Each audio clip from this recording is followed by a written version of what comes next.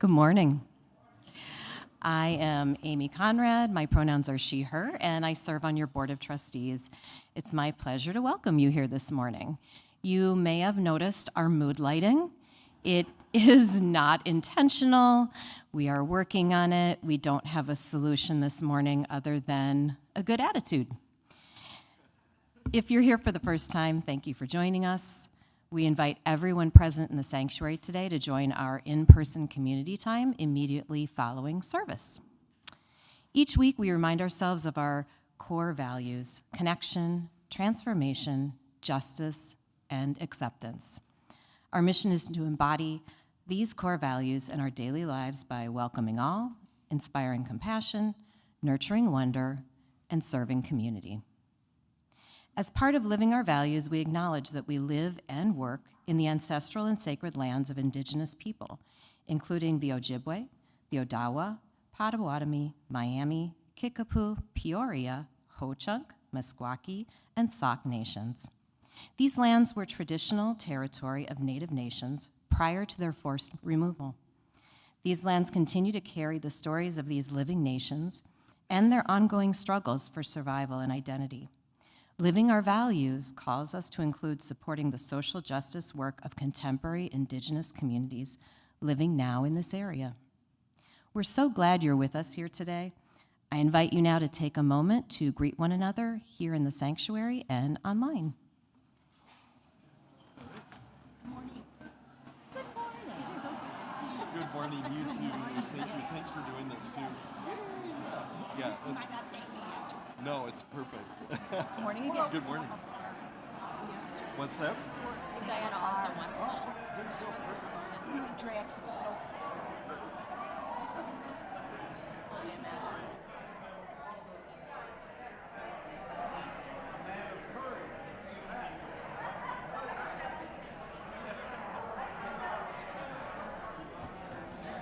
Good morning. I'm Reverend Roger, and my pronouns are he, him. And our chalice lighter today is Danny. Danny is 9 years old and loves nature, bird calls, and evolution. And I invite you to join in the chalice lighting words. We are Unitarian Universalists. This is the church of the open minds, the loving hearts, and the helping hands. We take care of the planet Earth and each other.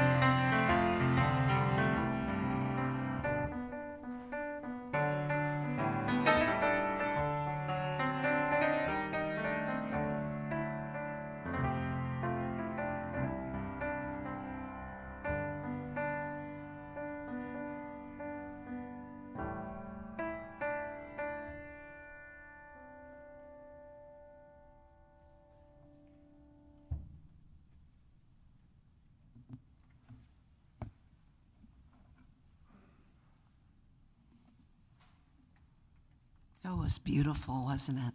Thank you, Tom. Good morning. My name is Diana Coates, and my pronouns are she and her, and I serve as one of your worship associates. Reverend Roger asked me to share about the words common good.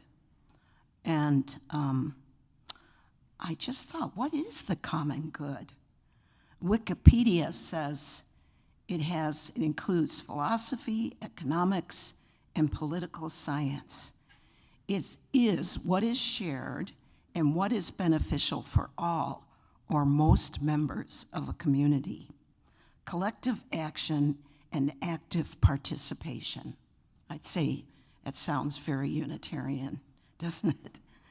And that brought to mind all of the protest march I had participated in. I remember one particular march. It was springtime and the weather was perfect. Flowers were blooming everywhere. We were meeting at the CTA Green Line and the Green Line station. And as the train headed eastbound, more protesters boarded the train with signs, water bottles dangling, children held, floppy sun hats, and high energy. And those signs, oh my gosh, how I love those signs. And they were just a instant spark that ignited easy conversation, talking about their signs. Almost instantly, a bond was created, and I felt I was with my people. When we exited the train, stronger than before. If you've ever marched, that's always the last line. Everybody yells it, stronger than before. You got to raise your fist, you know. I love that. As we exited the train on the elevated platform, we had a bird's eye view of the action below. And what a panorama it was. We were a river of energy showing up and making a difference, and at the same time, flowing as one force. We were better being together. This sea of people united to promote social change. This collective of young people, older folks, children, babies, and strollers, and several individuals in wheelchairs, it really inspired me and galvanized me. I'm so grateful I live in a country where I can express myself and take to the streets and march. As the speeches ended and we were pumped up, loaded with new information and connections, we took over the downtown streets. Our chants echoed in the corridors of large buildings. My spirit was ignited. My light was shining bright. Joining with others, we were one strong, brilliant movement. Like the Chinese dragon parades, we undulated, we rollicked and romped through the streets. And this energy touched all in its path. Those marches helped me deepen my values and my willingness to stand up for what I believe in. All too soon, it ended, and like a caucus race with no beginning or ending, we drifted apart with renewed energy for our cause, asked what one person can do for the greater good, join with another and show up for what you believe in. Stronger than before. We will now, whoever you are, wherever you are on your life's journey, and wherever you are in the world, you are welcome here. Come, let us worship together. And we will sing in the gray hymnal 298. Wake up our sources. I forgot what it is. So we'll stand and sing that.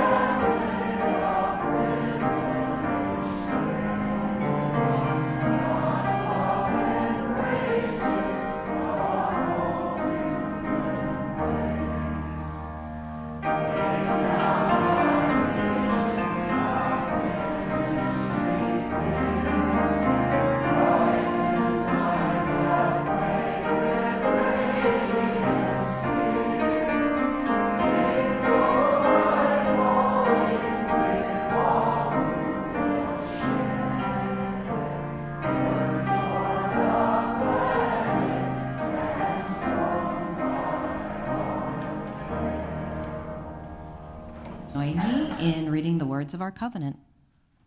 Love is the doctrine of this congregation. The quest for truth is its sacrament, and service is its prayer.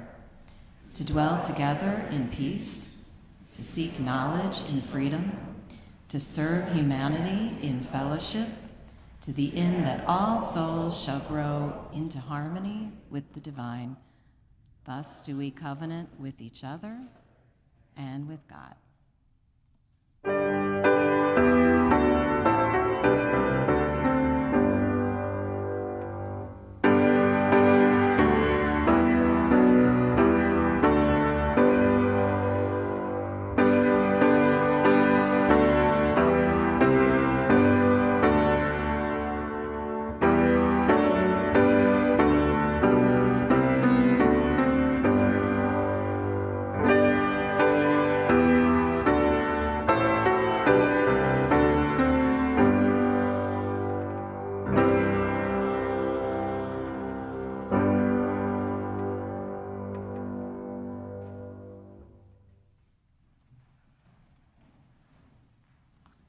Good morning.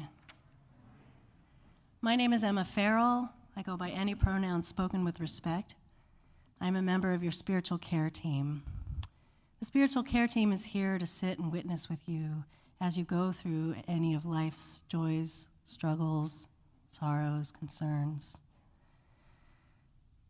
Love is the doctrine of this congregation, and sharing the joys and sorrows together in this space is one way that we embody and enact that part of our mission.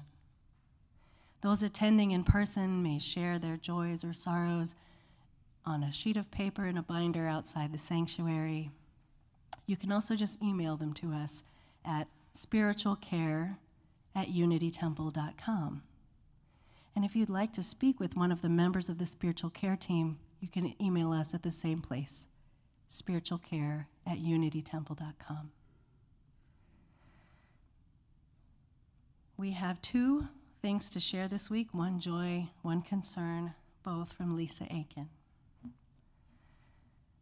The joy is that Lisa's friend Eleanor's surgery went well, and she does not need radiation or chemotherapy. Sounds like a joy indeed. And we make space for the concerns as well. Lisa's friend's daughter, Rachel, is in a coma in ICU in Colorado after a biking accident on Thursday. The parents are Cheryl and Steve. We will keep those loving family members in our hearts. And we also make space for each other, as we know that there are many unspoken joys and unspoken sorrows present. We invite anyone who wishes to, perhaps in a symbol of your own joy or sorrow, to drop a stone into one of the bowls of water that are located throughout the sanctuary. We invite you, as you do this, to engage in the spiritual practice of silence. After the prayer, we will then sing Spirit of Life once as a benediction. Let us begin.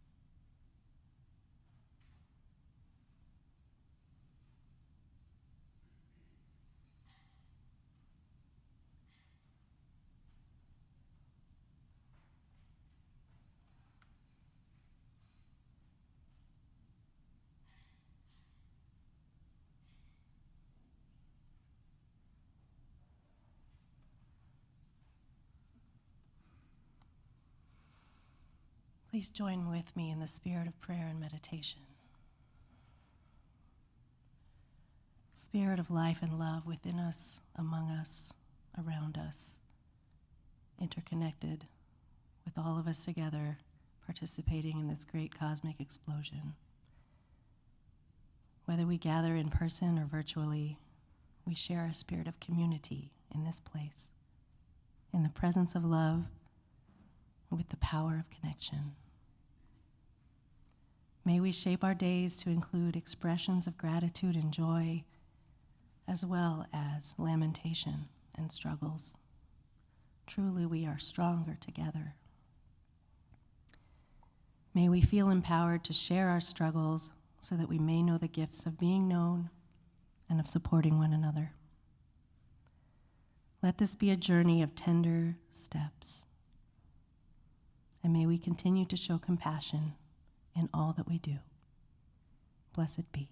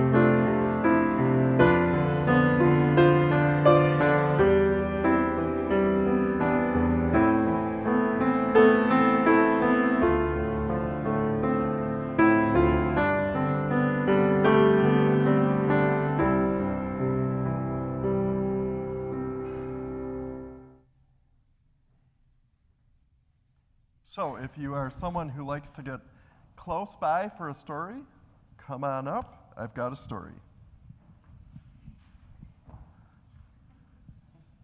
Danny, thanks for helping again with the chalice. All right, we may have some others. There's not a ton of kids today. I wonder if it's a holiday.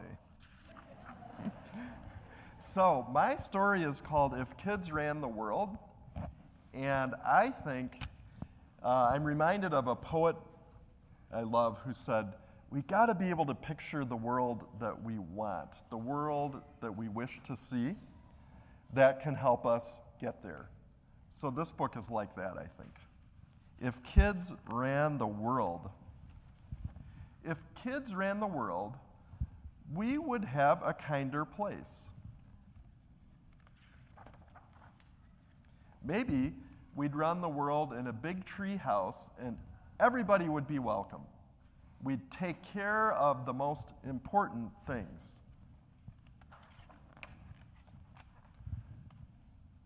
We know people are hungry, so all over the world, everyone would have enough to eat. The food would taste delicious, and it would make people healthy and strong. Kids who had extra food would help bring it to the people who needed it. Everyone would have a safe place to live. Bad housing would be fixed, and new housing wouldn't ruin the land or sea.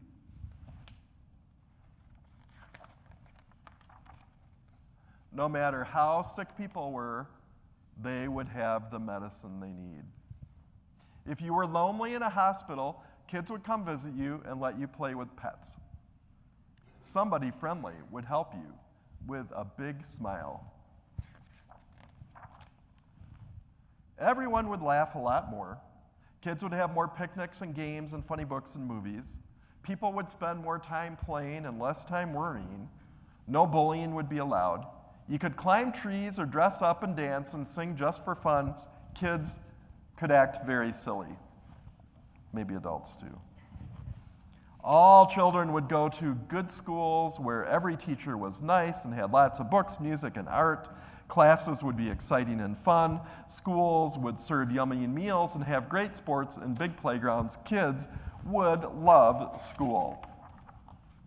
People could wear any kind of clothes and no one would tease them. Children would all live with people who loved them. More forests would be planted and protected. All the beaches, pools, and parks would belong to everyone. There would be no clubs or places that kept some people out. Friendship, kindness, and generosity would all be worth more than money. People would take care of the planet and animals and plants. Nobody would throw trash on the ground or in the ocean or make the air dirty. People would have religious freedom, and nobody would punish them or call them names. Everyone would learn the happiness of being thankful. Even if they were busy, people would remember to stop to see the beauty of a sunset or a rainbow. All over the world, people would feel safe with one another. People would live together in peace, no more hate. Everybody would learn how to forgive. If kids ran the world, would these things be possible? Yes, we think so. Because kids know that everyone can learn to share, kids know how to try to do their very best, and kids know that the most important thing in the world isn't money or being king or queen or pushing other people around. It's love, giving it and sharing it and showing it. And that's why if kids ran the world, we'd make it a wonderful place for everyone to live, grown-ups too. A little skepticism about the last line, but otherwise, you think that kids would, if they ran the world, it'd be pretty great? Yeah, me too. Thank you so much. So you're welcome to go to Unity House now. Thanks for coming up.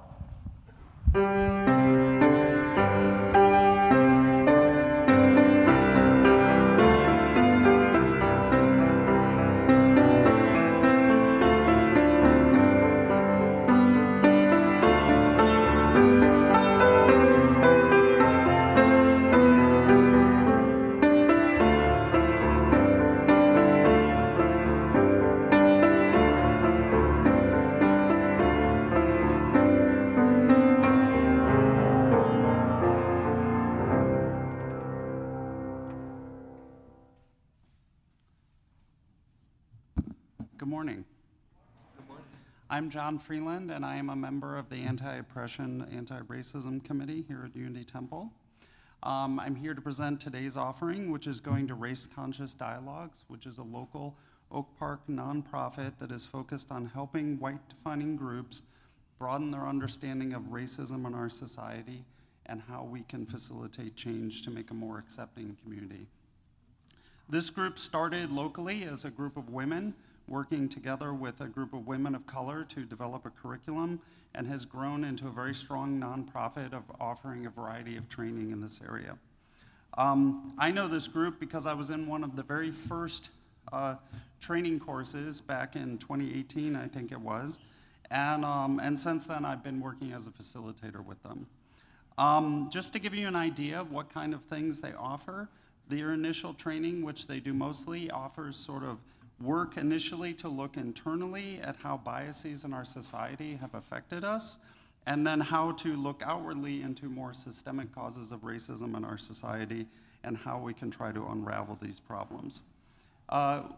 Having done this work for a while, I feel is a very important step in terms of being able to show up better when you want to work with groups of color to address the many areas where racism appears in our society: housing, healthcare, judicial system, etc. If you would like to learn more, please join me in the coffee hour at our table, and I can tell you more about either Race Conscious Dialogues or our group. Thank you.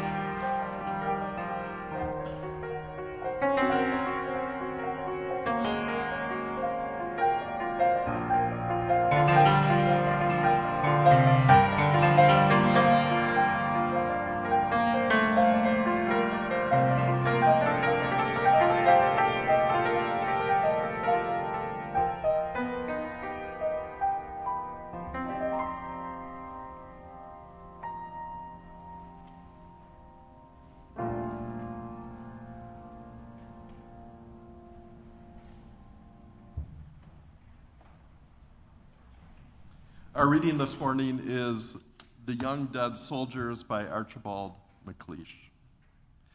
The young dead soldiers do not speak. Nevertheless, they are heard in the still houses. Who has not heard them? They have a silence that speaks for them at night and when the clock counts. They say, "We were young, we have died, remember us." They say, "We have done what we could, but until it is finished, it is not done." They say, "We have given our lives, but until it's finished, no one can know what our lives gave." They say, "Our deaths are not ours, they are yours. They will mean what you make them." They say, "Whether our lives or our deaths were for peace and a new hope, or for nothing, we cannot say. It is you who must say this." They say, "We leave you our deaths, give them their meaning." We were young, they say, we have died, remember us.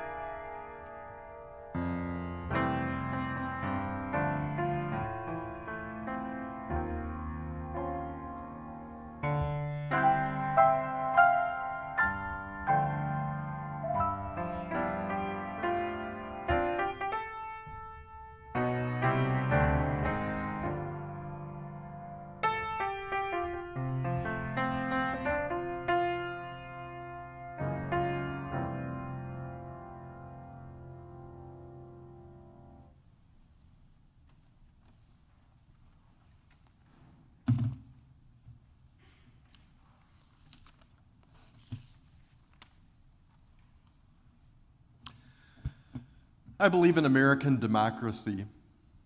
Even though it has always had its flaws, some of them terrible. Even though it always and forever will be a work in progress. Even though, as we continue to learn in this era of fractured politics, our democracy is incredibly fragile. The current precarious state of our democracy calls us to be vigilant and to be involved. And to that end, I am so glad that we have a Democracy in Action, Vote Love team here at Unity Temple that will help all of us find ways to engage as we see fit and feel called in this most consequential election cycle. There's an inherent tension in our democracy, a tension between the autonomy of the individual on the one hand and the well-being of the whole on the other. That this is baked into our democracy is not surprising. Our founders reflected both the Enlightenment focus on individual autonomy and a concern for the common good. And right away, we have to acknowledge that the understanding of the common good at the founding of our nation was way too narrow. It only applied to white males of European descent and largely those with property. Exhibit A of this was the explicit deprivation of enslaved people of rights to individual autonomy in the Constitution, as well as counting them as 2/3 of a person. Both of these things denigrated their humanity and enhanced the power of the white enslavers. Seeds for expanding this understanding of who's included in the common good have been present too among abolitionists, those working for women's suffering, more recently advocates for LGBTQ inclusion and equality. So concern for the common good, broadly understood to include everybody, offers needed balance to the individual autonomy of individuals. These rights as an individual stop where they harm the more broad common good. I've been thinking about the American motto, E pluribus unum, out of many, one. This is related, I believe, to the idea of the common good. And in this motto, both many and one are important.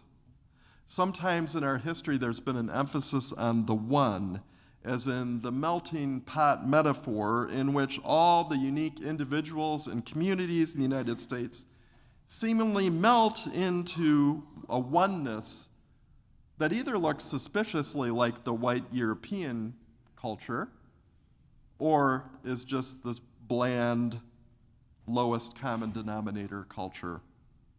As the late Unitarian Universalist minister Forrest Church said, melting pot really only works if we just say our motto is unum. I'd add, the understanding historically in our country of that has been, as white Europeans among us, unum is us. So e pluribus unum, both parts, uplift the beautiful paradox of both the many, the diverse individuals and cultures that make up this country, and a oneness. Both pieces of the paradox are true at the same time, many and one. And e pluribus unum reminds us that although each of us is an individual and each of us is part of a culture or several cultures, we are all bound together. Our lives are interrelated and interdependent. This is a fact, a basic fact of our life. The common good depends on us recognizing and honoring this basic fact. So part of being an American is figuring out how and where we can advance the deepest and most worthy principles at the heart of this American experiment. Nonviolent protests like the type Diana talked about and other forms of political engagement are worthy arenas for this, and so is serving in the military, whether a war ultimately advances the worthiest ideals of our nation or not. And we've certainly had those kinds of wars which advanced our ideals and those which did not. We owe a debt of gratitude to those who have served in the military and to their loved ones at home. And we owe a debt of gratitude especially to those who gave their lives in military service and to their loved ones they left behind. As Abraham Lincoln said in dedicating a portion of the Gettysburg battlefield as the final resting place for those who gave their lives that the nation might live, it is altogether fitting and appropriate and proper to remember the supreme sacrifice of those who died in the service of our country. I'll close my part of the sermon today with a quotation from Thomas Starr King. Among other things, Thomas Starr King is credited with keeping California in the Union during the Civil War and organizing the Pacific branch of the U.S. Sanitary Commission, which raised money and procured materials for caring for sick and wounded soldiers. This was really the precursor of the Red Cross. So here's what Thomas Starr King said. Patriotism is not only a legitimate sentiment, but a duty. We cannot more efficiently labor for the good of all than by pledging heart, brain, and hands to the services of keeping our country true to its mission and obedient to its idea. The world waits to see the quality and energy of our patriotism. The book of our country's history is handed to us that we may inscribe there the records of its glory or its shame.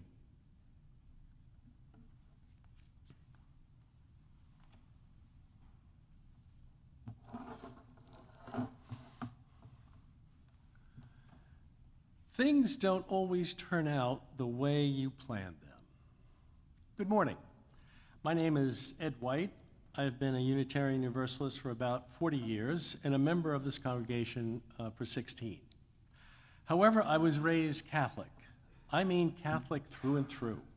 My family was second-generation Irish Catholic.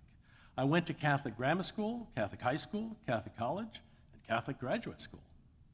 In the 1960s, I was an anti-Vietnam War protester as a student at Loyola University here in Chicago, a Jesuit-trained war protester.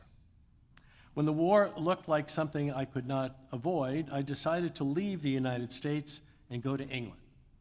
That was my plan A. Then I told my parents. Their response was quick and to the point. If I left and did not serve my country, they told me I would no longer be their son. Ouch. I'm a New Yorker, so I did what many New Yorker young people do. I went out to Jones Beach on Long Island, sat on a sand dune, and considered my fate. My choices involved honoring my family, honoring my country, or honoring my conscience. Plan B. I decided to see if the U.S. Army would let me be a war correspondent, Hemingway style.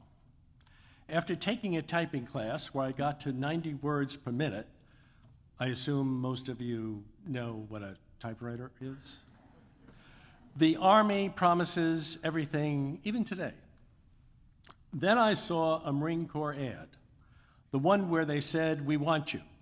They may have wanted me, but what I ended up wanting was to be a part of this elite group where I could get great training, a Marine Corps dress blues uniform, and a sword. Dress blues were cool. You can tell how young I was at the time. I went down to Battery Park in Manhattan to sign up. My parents and my country had won. I stood in front of a gunny sergeant who was buried in paperwork. Eventually, he looked up and asked what I wanted. "I want to join up," I said. He hesitated a bit and then said, "Son, Don't you know there's a war going on? Typical New Yorker, I smirked and said that yes, I had read something about a war in the newspaper. He told me to take a test. This time, it was not a typing test. I served in Vietnam from 1968 to 69. I was a platoon commander serving to the west of Da Nang, where we were stationed on a hill, having taken over the old French forts from their unsuccessful war in Vietnam. Part of my duties included leading a squad in daily clearing of the road of mines. Here's my war stories. People shot at me, I shot back. End of war stories. The second 7 months of my time was serving as a battalion intelligence officer. Mostly that meant bribing village chiefs to tell us where the Viet Cong and the North Vietnamese army was hiding. We also performed psychological warfare. This meant trying to repatriate the North Vietnamese army who wanted to switch sides. When I returned back to the country, I, like many Vietnam veterans, was called the baby killer. Among many other phrases, many veterans would not wear their uniform home. My war experience brought me a solid education benefits so I could complete my master's degree in diplomatic history. It also gave me prostate cancer because of Agent Orange and a touch of PTSD. With the experience of violence, whether in war or in domestic gun violence, people carry the memory of violence with them daily. It does not go away. In war, you see the results of violence up close, and you remember. Always remember. In war, if you cause the violence, you remember. Always remember. The walking wounded hide their trauma. We put trauma into a box tightly shut so that the memories don't leak out, but the memories are always with us. The Vietnamese author Viet Thanh Nguyen wrote in his book, Nothing Ever Dies, it proceeds from the ideas that all wars are fought twice, the first time on the battlefield, the second in memory. I've spent the last 50 years working for peace. Currently, I'm the Chicago chapter president of Veterans for Peace, and tomorrow we'll be marching in a Memorial Day parade in Beverly. Americans who have died in war are not only in Arlington or other national cemeteries, but in 26 cemeteries and 32 federal cemeteries scattered throughout 17 foreign countries. Thank you.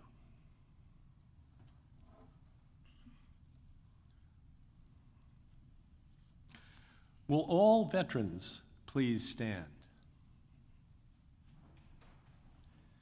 Will all the families of veterans please stand? Will all those who know a veteran please stand?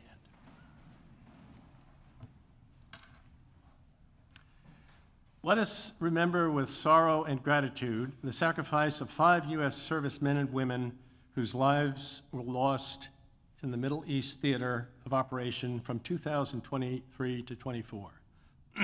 Sergeant William Jerome Rivers, age 46. Specialist Brianna Hazanda Moffett, age 23. Specialist Kennedy Landon Sanders, age 24. Navy Special Warfare Operations First Class Christopher Chambers, age 37. Navy Special Warfare Operations Second Class Nathan Gage, age 27. Remember their families and also the families of all servicemen and women lost in worldwide commands. Let us prepare to help all injured servicemen and women with their recoveries when they return home. May we also be aware of all those civilians killed and injured around the world.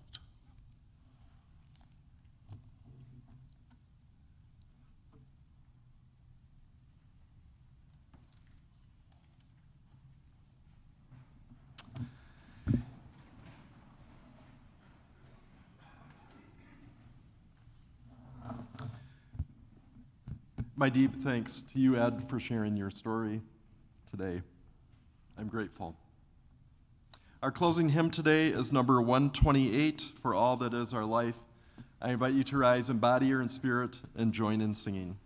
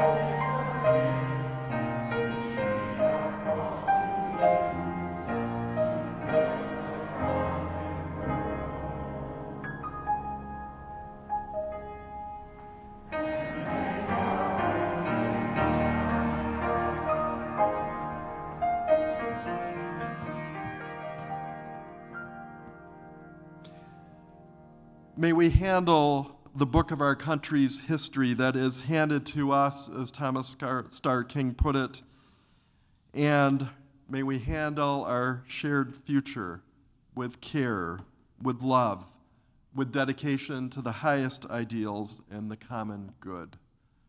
I invite you to join in the chalice extinguishing words. Carry the flame of peace and love until we meet again.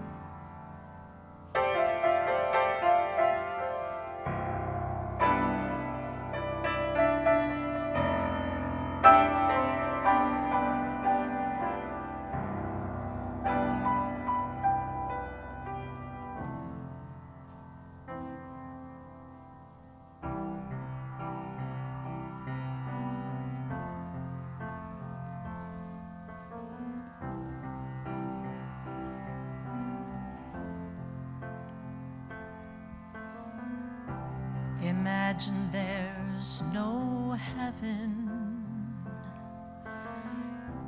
It isn't hard to do.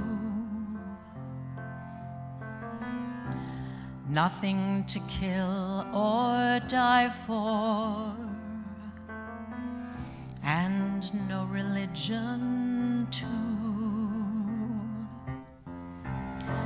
Imagine all the people living life in peace.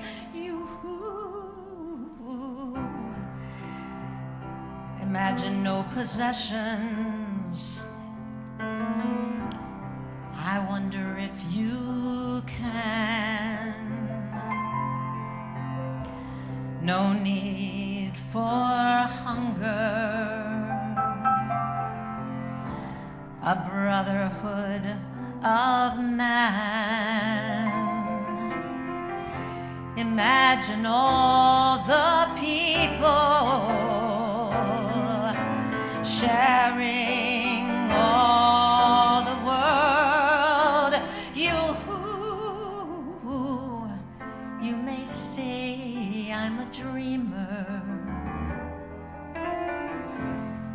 but I'm not the only one. I hope someday you'll join us, and the world will be as one. Could you sing that with me? You may say I'm a dreamer,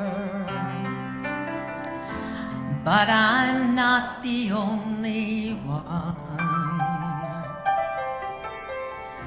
I hope someday you'll join us,